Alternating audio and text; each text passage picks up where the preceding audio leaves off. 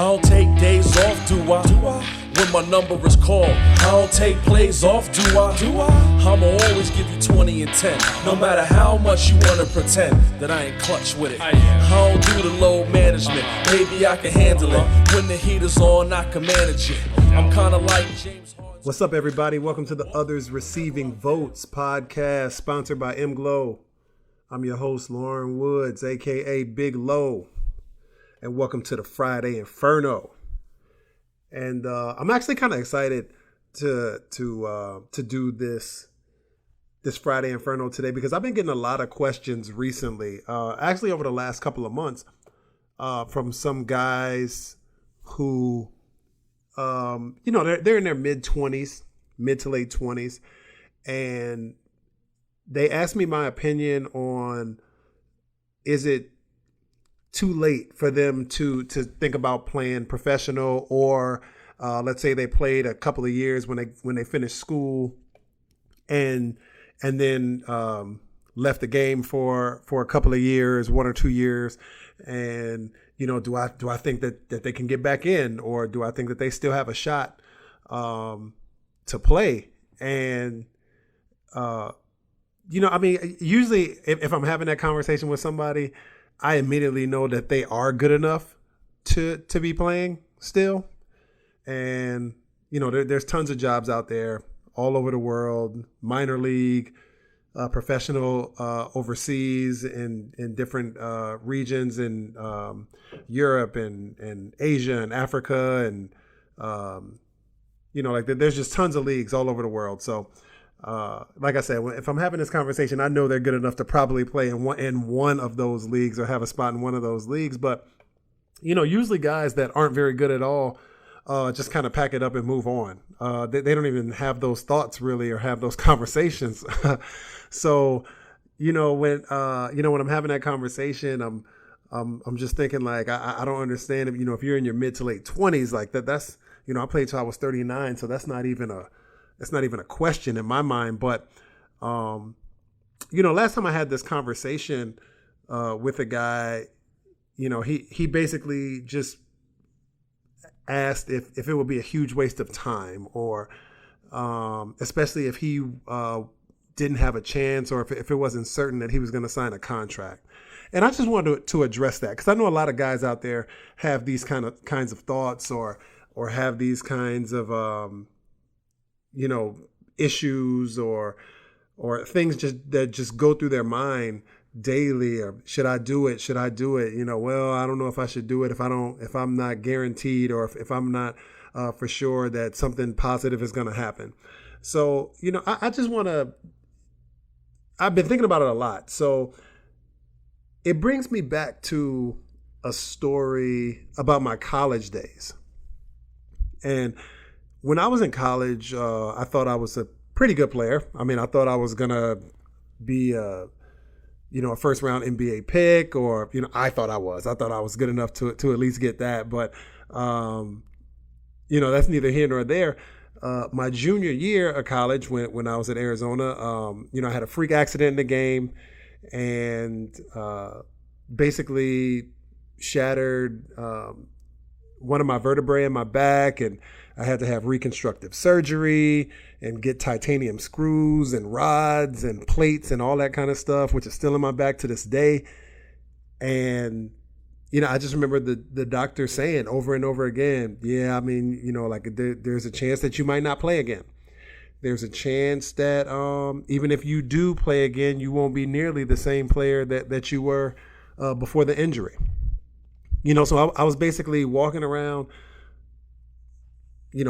campus, walking around, the city with all these negative thoughts and doubts, and there's no hope, and woe is me, and all this stuff, right? So, I remember going into the weight room at U of A one day, and one of the weight trainers in there, Carla Garrett, I love her to this day still. She is the main reason that I was even able to play professionally and to have the type of longevity that I had because of the foundation that we built back in 2000. And, I'm getting a little ahead of the story, but I was in the weight room and I saw, Carla Garrett was in there. She was training like a couple of volleyball players or something like that. And they were doing like these Olympic lifts. And I remember just looking looking at these female athletes like, Jesus, those are some, I hadn't even done any of those lifts up until that point. And they were killing it. I mean, weight on there and slinging weight around like it was nothing. And I remember going up to Carla, I was like, yo, like, what does that do? And then she started explaining to me like, hey, this, if you have this technique, you can be explosive, or you can be, like this will help these things or whatever. So, she showed me a couple of things. I think I did it for a few reps, and I was like, oh, that's cool. And then I remember a few days later, I saw, Carla, she was, training a different group of athletes. They were running some ramps. There was like this ramp at the McHale Center, and like we would run it for strength, for speed, stuff like that. And I remember wanting to jump in and do like some ramps, stuff like that. And I wasn't even cleared to run or anything.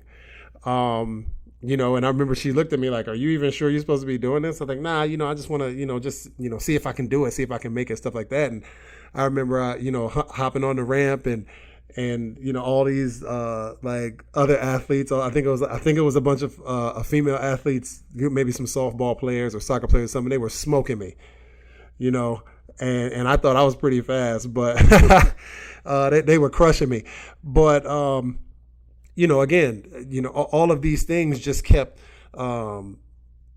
it just kept reinforcing all these negative thoughts that I had. Like, God, like I'm not even on the level of female athletes now, and no offense, to female, there's some female athletes out there. Most female athletes out there are amazing athletes, and probably most are faster than me and stronger than me, especially now.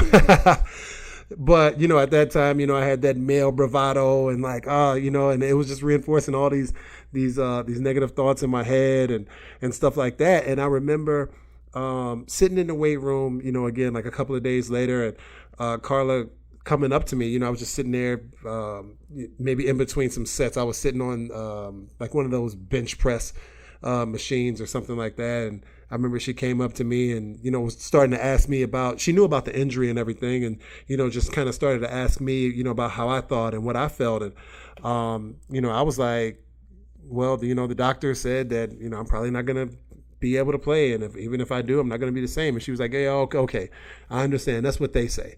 What do you want?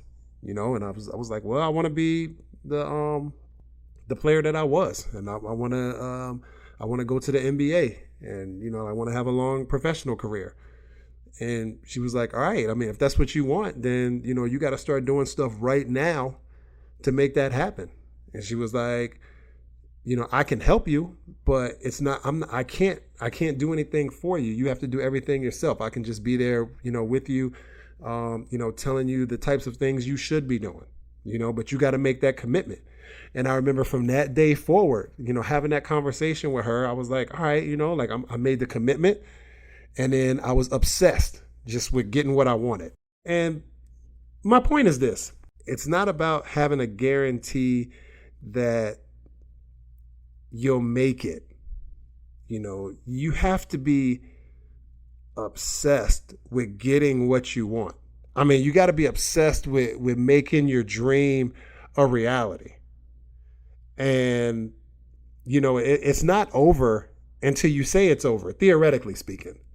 Obviously there's, some guys out there that are going to have freak accidents or, there's going to be a ton of things that could happen. But basically, if you are able, then it's really not over until you say it's over. So if you're out there and you're in your mid to late 20s or hell, even like early 30s. I mean, I played till I was 39. So, and I remember even in my early 30s, getting in shape was fairly easy. I mean, it started getting a little bit difficult when I was in my mid 30s, but in my late 20s, early 30s, I could get in shape pretty easy. But the road is not going to be, it's going to be extremely difficult. The journey is going to be extremely difficult, and there's no guarantee at the end at all, But if you're okay with that, if you're okay with knowing you can go give 200%, and it's no guarantee that you're going to sign that contract and that you're going to, make tons of money or do all of these things that come along, that are the byproducts of being a really good professional athlete, but you're just obsessed with making your dream a reality, and you're okay with knowing that it still might not happen, then I say get to work. Y'all stay fortunate and be blessed. I don't take days off, do I? When my number is called, I don't take plays off, do I? I'ma always give you 20 and 10, no matter how much you wanna pretend that I ain't clutch with it. I don't do the load management, maybe I can handle it. When the heat is on, I can manage it.